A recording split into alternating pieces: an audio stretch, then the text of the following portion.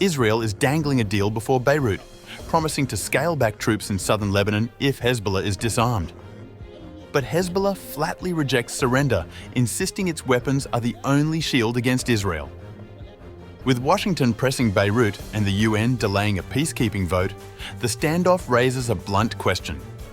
Who really controls Lebanon's security, its army, or Hezbollah's guns?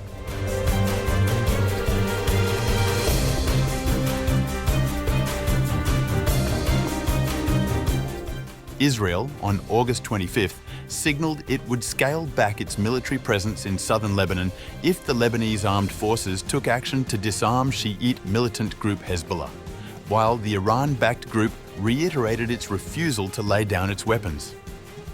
The announcement from the Israeli Prime Minister's office came a day after Benjamin Netanyahu met with US envoy Tom Barak, who has been heavily involved in a plan that would disarm Hezbollah and withdraw Israeli forces from Lebanon.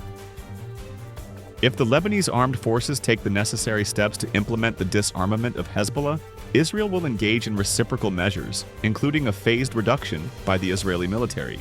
Israel stands ready to support Lebanon in its efforts to disarm Hezbollah and to work together towards a more secure and stable future for both nations. The statement did not explicitly say if Israeli forces would fully withdraw from the 5 positions they hold in Lebanon.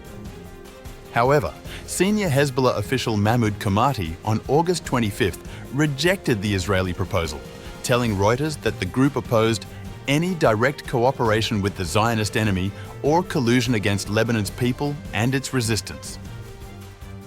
He said Lebanon had fulfilled its obligations under UN Security Council Resolution 1701, intended to end a war between Israel and Hezbollah in 2006, while Israel continued to defy the accord and seek unacceptable new gains.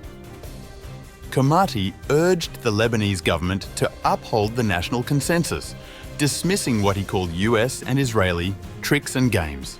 A senior Lebanese government official dismissed Netanyahu's offer, saying Israel must first commit to a full cessation of hostilities. The ceasefire agreement stipulates that Israel withdraw from Lebanese territory. Meanwhile, in a recorded televised speech aired on August 25th, Hezbollah chief Naim Qassem said the Lebanese government must ensure Israel complied with a November 27th ceasefire agreement before talks on a national defense strategy can take place, reaffirming his group's long-standing refusal to disarm. The weapon that brought us dignity, we will not abandon. The weapon that protects us from our enemy, we will not give up on. The resistance will remain as a strong barrier preventing Israel from achieving its goals, and Israel will not be able to remain in Lebanon or achieve its expansionist project through Lebanon.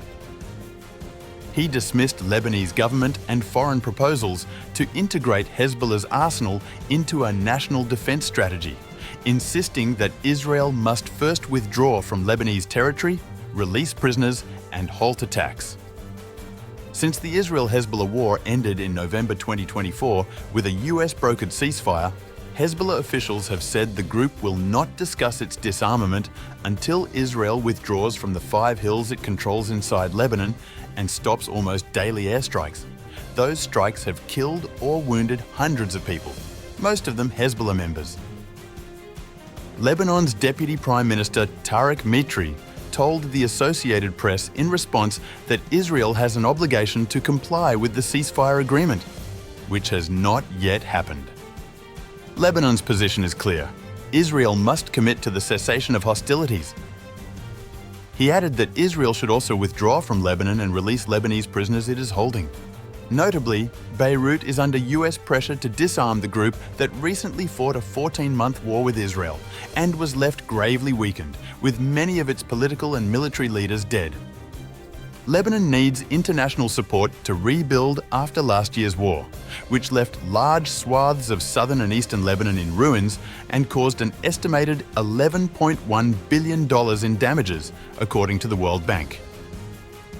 International aid is likely to be contingent on Hezbollah disarming. However, the Lebanese government must move cautiously to avoid an internal explosion of unrest. Naim Qassem, Hezbollah's Secretary General, has vowed to fight efforts to disarm the group by force, sowing fears of civil conflict in the country.